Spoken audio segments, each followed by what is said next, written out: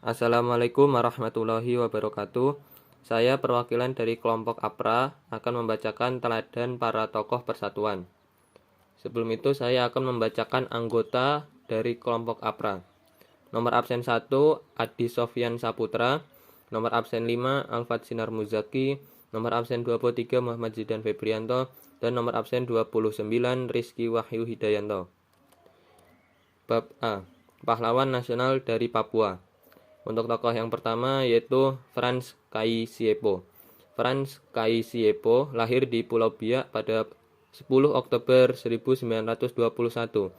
Dia pernah mengenyam pendidikan di sebuah sekolah guru agama Kristen di Manokwari dan sekolah kursus pegawai Papua, Papua Bestur School, di Kota Nika, sekarang Kampung Harapan, Kabupaten Jayapura. Pada 1945, Frans bertemu Sugoro Prasojo di sekolah kursus pegawai. Mereka dengan cepat menemukan titik temu karena dukungan bersama mereka untuk kemerdekaan Indonesia.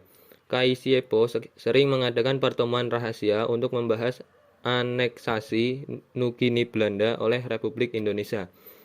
Pada 30 Agustus 1945, ketika Papua masih diduduki Belanda, Frans termasuk salah satu orang menegakkan eksistensi Republik Indonesia dan orang pertama yang mengibarkan bendera merah putih dan menyanyikan lagu Indonesia Raya di Papua. Peran Frans Kaisiepo. Pada tanggal 10 Mei 1946, Frans mendirikan Partai Indonesia Merdeka di Biak. Frans menjadi anggota delegasi dalam konferensi Malino pada Juli 1946 di Sulawesi Selatan. Beliau mengganti nama papan delegasi dari Netherlands New Guinea dengan kata Irian yang berarti ikut Republik Indonesia anti-Netherlands. Frans Kaisiepo juga menjadi anggota delegasi yang menentang pembentukan negara Indonesia Timur. Frans memimpin pemberontakan rakyat Biak pada Maret 1948 ketika melawan pemerintah Hindia Belanda. Frans menolak menjadi ketua delegasi mewakili Netherlands New Guinea ke konferensi meja bundar di Den Haag.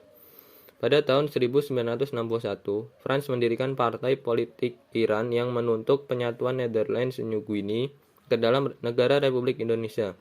Bahkan demi mencapai tujuannya, beliau membantu dan melindungi para pejuang Indonesia yang terlibat dalam operasi Trikora. Hasil pepera menghasilkan suara bulat bahwa rakyat Irian memilih bergabung dengan Indonesia karena peran Frans Kaisiepo. Untuk tokoh yang kedua adalah Silas Papare. Silas Papare lahir pada 18 Desember 1918 dan meninggal pada 7 Maret 1979. Silas Papare adalah seorang pejuang penyatuan Irian Jaya atau Papua ke dalam wilayah Indonesia. Dia adalah seorang pahlawan nasional Indonesia. Ia menyelesaikan pendidikan sekolah juru rawat pada tahun 1935 dan bekerja di rumah sakit Serui sebelum pindah ke rumah sakit milik perusahaan minyak NNGPM di Sorong sejak tahun 1936 di mana menjadi ketua perawat. Sekitar tahun 1940 dia dipindahkan ke Serui karena kekurangan personil. Hingga awal 1942 ketika Jepang masuk. Pada tahun 1944, ia direkrut sebagai mata-mata Amerika Serikat dan pemerintah Belanda, Nevis, untuk membantu perlawanan terhadap tentara Jepang di Papua, terutama berhubungan dengan mantan pemberontakan Koreri yang sebelumnya memberontak terhadap pemerintah Belanda kemudian terhadap pemerintah Jepang. Peran Silas Papare. 1. Pada Desember 1945, Silas Papare bersama dengan para pemuda Irian Barat bergabung dalam Batalion Papua. Atas saran dari Silas Papare, mereka lantas menyusun strategi untuk melakukan pemberontakan terhadap Belanda. 2. Silas Papare untuk mewujudkan integrasi Indonesia adalah mendirikan Partai Kemerdekaan Indonesia Irian atau PKII pada November 1946. 3. Mendirikan Badan Perjuangan Irian di Yogyakarta pada 1949. 4. Silas Papare dipercaya menjadi delegasi ke New York dalam perundingan antara Indonesia dan Belanda membahas tentang pembebasan Irian Barat. Tokoh ketiga adalah Martin Inde.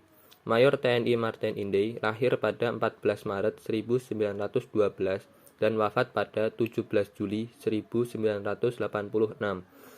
Beliau merupakan putra Papua yang ditetapkan oleh pemerintah Republik Indonesia sebagai pahlawan nasional Indonesia berdasarkan SK Presiden nomor 77-TK-1993 tertanggal 14 September 1993 bersama dengan dua putra Papua lainnya yaitu Frans Kaisepo dan Silas Papare.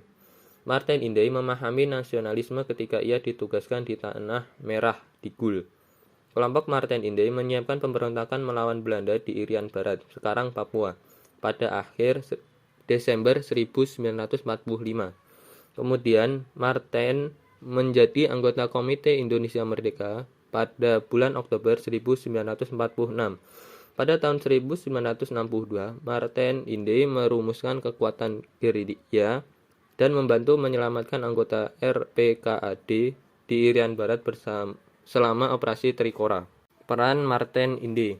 Ia memimpin aksi protes yang didukung 12 delegasi kepala suku untuk menentang Belanda yang ingin memisahkan Papua dari Indonesia. Yang kedua, Martin Inde menjadi salah satu tokoh yang mewakili Irian sebagai delegasi Republik Indonesia dalam perundingan New York. Berkat peran besar Martin Inde dan pejuang lainnya, pada 1 Mei 1963, Papua resmi kembali ke pangkuan Indonesia. Bab B. Raja yang berkorban untuk bangsa. Tokoh yang pertama adalah Sultan Hamengkubuwono ke-9. Sri Sultan Hamengkubuwono ke-9 lahir pada 12 April 1912 dan wafat pada 2 Oktober 1988. Lahir dengan nama Gusti Raden Mas Dorojatun. Adalah Sultan Yogyakarta ke-9 dan Gubernur Daerah Istimewa Yogyakarta yang pertama. Ia merupakan wakil presiden Indonesia kedua yang menjabat pada tahun 1973 sampai 1978. Hamengkubuwono ke-9 juga merupakan ketua Kuartir Nasional Gerakan Pramuka yang pertama dan dikenal sebagai Bapak Pramuka Indonesia. Beliau lahir di Ngasem, Sompilan, Yogyakarta dengan nama Gusti Raden Mas Dorojatun. Hamengkubuwono ke-9 merupakan anak ke-9 Gusti Pangeran Puruboyo dan istri utamanya, Raden Ajeng Kustilah. Sultan Hamengkubuwono ke-9 pernah menempuh pendidikan di Belanda, namun beliau belum mendapat gelar dari universitasnya dikarenakan beliau dipanggil oleh ayahnya untuk pulang ke Indonesia sebelum sempat mengumpulkan tesis untuk mendapatkan gelar doktorandus. Peran Sri Sultan Hamengkubuwono ke-9. 1. Sultan Hamengkubuwono ke-9 berhasil membantu Republik Indonesia untuk memindah ibu kota ke Yogyakarta untuk menghindari konflik dengan Belanda di Jakarta. 2. Selain memindahkan ibu kota, Sultan memberikan berbagai fasilitas dan hartanya untuk berkorban mempertahankan Republik Indonesia. 3. Ketika Belanda menduduki Yogyakarta pada agresi militer kedua, Sultan Hamengkubuwono ke-9 lewat serangan umum yang dirancangnya berhasil membuktikan bahwa Republik Indonesia masih ada dan harus dilanjutkan dalam meja perundingan. 4. Sultan mempersiapkan masa peralihan menuju KMB dan menjadi penerima mandat penandatangan penyerahan kedaulatan KMB di Jakarta. Bentuk federal yang tercipta dari KMB menciptakan suatu konflik di berbagai daerah Indonesia. Terdapat kelompok yang mendukung bentuk negara kesatuan dan kelompok federal yang lebih menginginkan Republik Indonesia Serikat harus tetap berdiri. Konflik yang terus berlanjut akhirnya menimbulkan pemberontakan dari Westerling di negara bagian Pasundan. Pemberontakan Westerling berhasil diketahui dan dicegah oleh Sultan Hamengkubuwono ke-9. Tokoh federalis yang juga bekerja sama dengan Westerling yaitu Sultan Hamid II berhasil ditangkap, sehingga membuat gerakan penyatuan di berbagai daerah negara bagian semakin kuat dan terwujud pada 17 Agustus 1950. Tokoh yang kedua adalah Sultan Syarif Qasim II. Sultan Syarif Qasim II merupakan Sultan ke-12 dari Kesultanan Siak dan seorang pahlawan nasional. Beliau lahir pada tanggal 1 Desember 1893 di Siak, Sri Inderapura, dan mangkat pada tanggal 23 April 1968 di Pekanbaru Riau dalam usia 74 tahun. Ayah beliau adalah Sultan ke-11 yang bergelar Sultan Asy-Syaidis Syarif Hasyim Abdul Jalil Syarifuddin, dan ibunya adalah permaisuri kesultanan bernama Tengku Yuk. Semasa kecil sampai umur 12 tahun, Syarif Hasyim dididik dalam lingkungan istana meliputi aspek fisik, mental, spiritual, kerohanian, dan kecerdasan. Pada umur 12 tahun, Syarif Hasyim dikirim ke Batavia untuk belajar tentang pengetahuan hukum Islam kepada Syed Husain Al-Habsyi. Ajaran dari Syed Husain Al-Habsyi sangat mempengaruhi Syarif Hasyim, sehingga ia menjadi pemeluk Islam yang taat dengan jiwa kebangsaan yang tinggi. Peran Sultan Syarif Hasyim II. 1. Memberikan dukungan dan kesetiaan terhadap pemerintah Indonesia. 2. Menyerahkan harta senilai 13 juta gulden untuk membantu perjuangan RI. 3. Membentuk Komite Nasional Indonesia di Siak. 4. Membentuk Tentara Keamanan Rakyat dan Barisan Pemuda Republik di Siak. 5. Mengadakan rapat umum di istana serta mengibarkan bendera merah putih. 6. Mengajak raja-raja di Sumatera Timur lainnya untuk turut memihak RI. 7. Mensuplai bahan makanan untuk para laskar. Bab C. Mewujudkan integrasi melalui seni dan sastra. Tokoh yang pertama adalah Ismail Marzuki.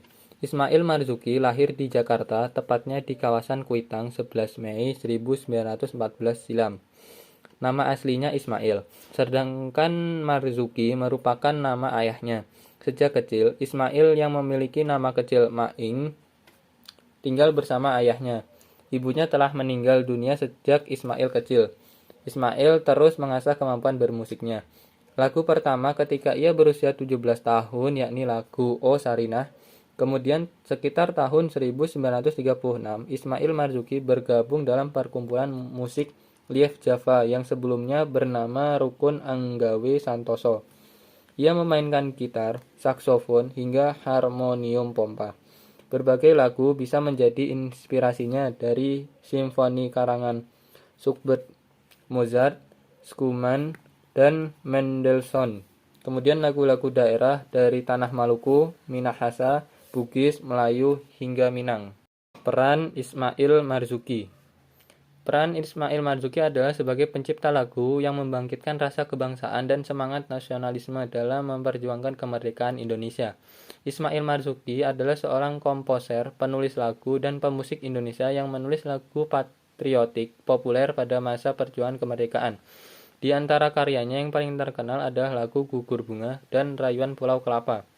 Pada tahun 1968, dia merasa dihormati dengan Pusat Budaya Taman Ismail Marzuki, yang merupakan pusat kebudayaan penting di kota Jakarta.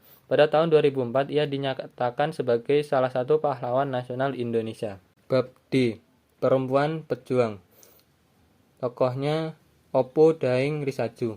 Opu Daeng Risaju adalah pejuang wanita asal Sulawesi Selatan yang menjadi pahlawan nasional Indonesia. Opu Daeng Risaju memiliki nama kecil Famaja.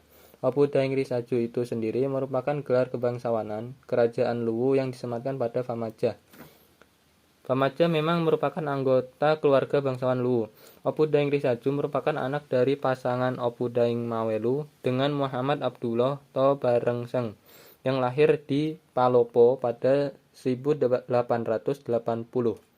Seperti kebanyakan orang Islam pada masanya, Famaja hanya belajar mengaji Al-Quran tanpa sekolah formal.